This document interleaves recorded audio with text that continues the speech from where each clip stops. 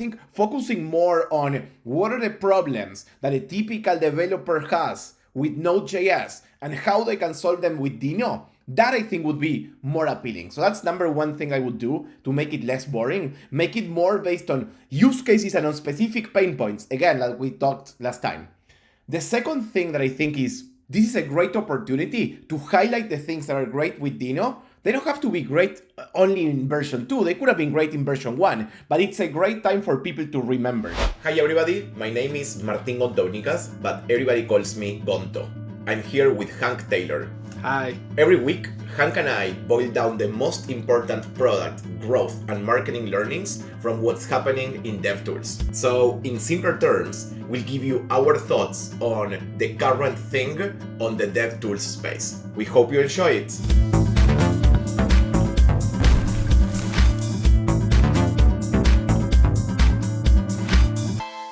Welcome to the third episode of Code to Market. Today, like every week, we come to you with two main topics that we want to discuss and then some miscellaneous. I'll present the first topic. Second topic will be presented by Hank.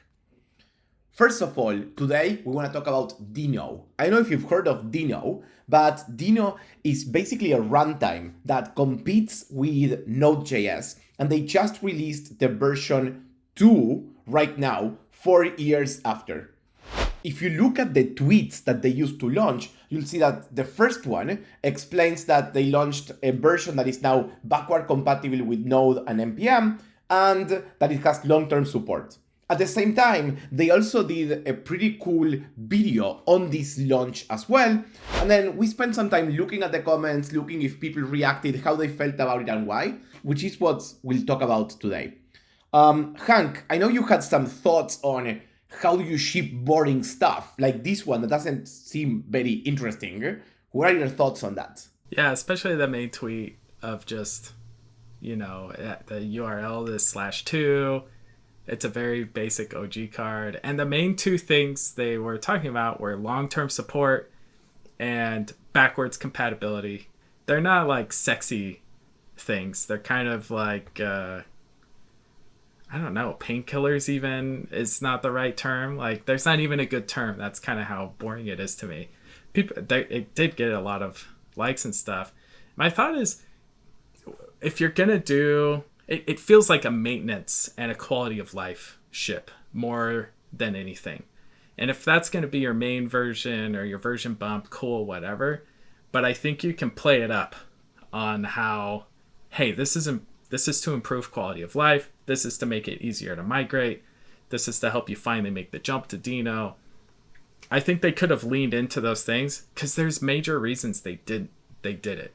It's not just people were simply asking them for, we wish we had backwards compatibility. Like, these actually, when you look deeper, it actually feels like these have long-term and serious implications for people's businesses, and they can actually build on top of them.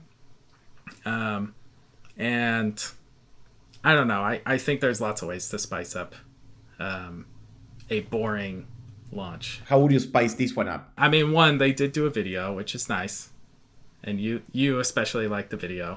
I thought it was okay. I thought, it's different for sure. Including like the shirtless guy in the middle. But I think it starts with the floating guy and his feet. Yeah. But I think with the main tweet and the main thing they put up front, I think instead of starting with their whole history, like, 4 years since, blah, blah, blah, like, get right to why it matters. And we spoke about this last week with, product marketers always want to put like the value prop, and it's better to show, not tell. Well, in this case, they're not showing it. So if you're not going to show, well, you at least better tell why it's important. And at least a little bit, right? Like, what are the implications of this? I think, I don't know, maybe I'm contradicting myself from last time.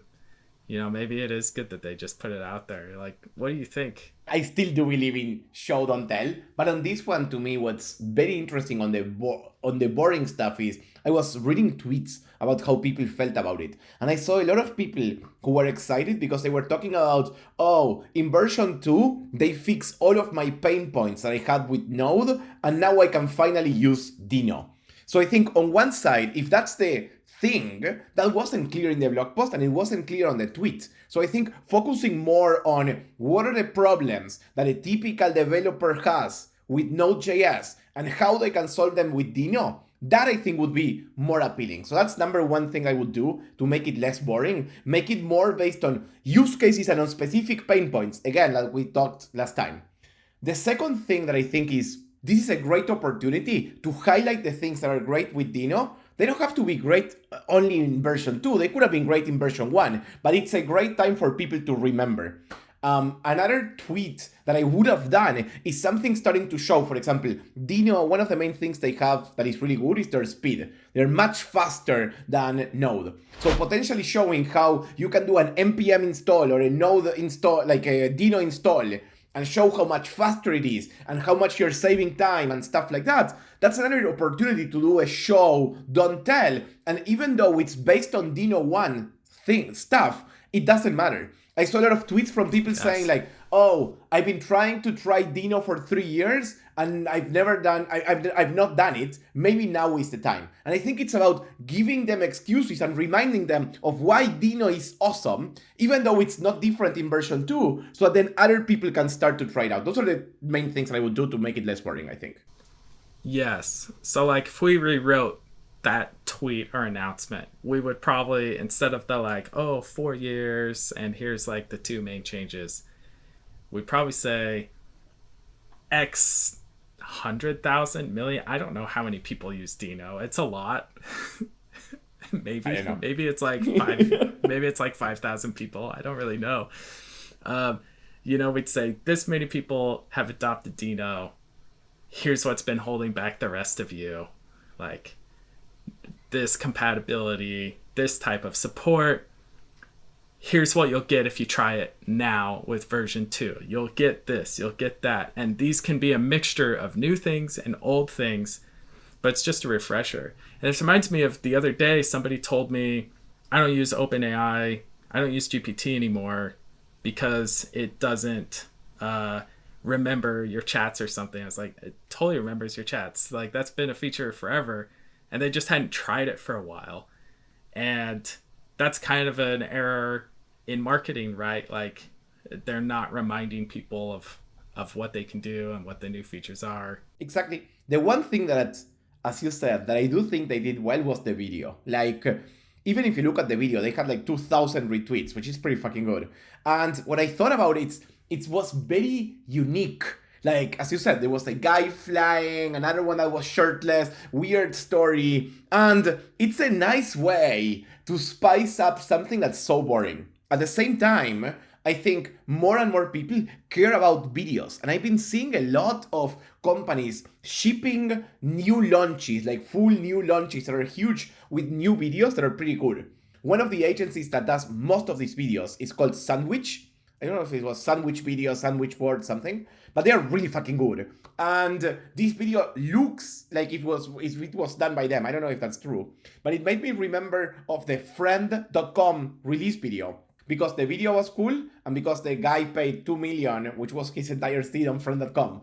But that made it actually blow up and people related to the video in part because it was creepy and people were talking about it, but it doesn't matter. I think the video adds a new way that you can engage with content. And I think more and more people, as we chatted last time, engage with video rather than just text, mostly because we're more impatient than before. And because of that, a video is fast, I see it, and that's it, I'm done. I might even argue with the impatience angle. I think it's just more engaging. If you're scrolling through Twitter or LinkedIn, which is important, you see a video and you want to know what's going on. And it's also more algorithmically recommendable. The platforms all want to recommend video, so their bar for what engagement they have to see on video to start recommending it is lower. because they know it keeps people on the platform longer. It gives them better chances for more engaging ads, etc., etc. So that's a way to actually align your incentive, which is to get distribution, with the platform's incentive, which is to get people to stay on the site. And it's also why you should upload video native to the platform. You should upload it to Twitter, upload it to whatever, rather than just having a YouTube, or even worse, like there are people who still do like Vimeo links and then they link to the Vimeo on all the platforms. And that's just like the worst of it all. Agree 100%. And talking about popularity, before we switch to second topic, in our first episode we talked about WordPress. WordPress is becoming even a bigger mess now, just as a short mention, but Matt stole a plugin from WP Engine and stole the reviews and everything. Then he wrote a blog post telling DHH how he sucks because he hasn't built any project that scale and he's not as millionaire as him. Like, he's absolutely insane. I don't have any other new comments on this. I know you do, Hank, but to me it was just mind-blowing. My main new comment is that since we spoke about this, the implications of whatever legal battle comes out of Matt/Automatic taking over a plugin and actually damaging a lot of people's live sites. And they did it on a Saturday morning, by the way, which is kind of a dick move. The implications for that come from this are going to be huge. People in open source, at least at this scale, haven't really tried such shenanigans. So it'll be weird to see, because if Matt gets away with it, that's just going to be terrible. It ruins a lot of the trust in open source licensing. I don't think he will get away with it. If he does, it will change open source forever. Similarly to how Elastic changing the license also changed, I think, open source. So we'll see. Let's go on to our next little topic, which there's kind of a parallel. So the .io domain is getting deleted. It's not clear how certain it is that it's getting deleted, and there's a rumor that Google might buy it. But it just got me thinking, and I want to talk to you about naming, because so many companies have locked into the .io domain as part of the name that now .io is kind of synonymous with, oh, it's a tech company. I remember trying to buy an IO domain, and that every fucking year they were more and more expensive because everybody was using them, like AI now. Yeah, exactly. And I saw it because the builder.io CEO retweeted this tweet, and it was kind of like, and I was like, what do you do? And builder.ai is already taken by some other company, and builder.com is probably expensive. So this could have interesting implications for a lot of companies. A former company I used to work for, Trade.io, rebranded a few months ago to .ai. And so maybe they're glad they did that now. But it got me just thinking about names, and I'm curious your thoughts on names, because engineers, I mean everybody, but they have lots of different ideas on naming. And sometimes people want to name, they want to give a proper name to everything. So like, I'm at Laravel now, and they have a proper name for everything in the ecosystem and every package. And there's so many names, it's so hard to keep track of. When I was at Vercel, I tried to keep them from giving proper names to everything, because there's so many 3-letter acronyms for every little function. And they just announced, this is also kind of recent news, serverless servers, which I think they say they're going to give a proper name, but whatever that means. And most of the tweets around that were around, wait, what is this name? What does this mean? It's just memes. I'm actually with you, I would say, on naming. Like, I always try to name the least amount of things possible. And by that, what I mean is each name adds more cognitive load to people. So if I need to understand how a product works, what it does, and I also need to learn a name, it's so much harder to do all of it rather than not picking names. Like at Auth0, we did something similar where we thought everything should have a name. I remember that multi-factor authentication at Auth0 was called Guardian. And it took us like 3 fucking months to come up with the name. We had like Sentinel because we like Matrix, and other things and stuff like that. In the end, we picked Guardian.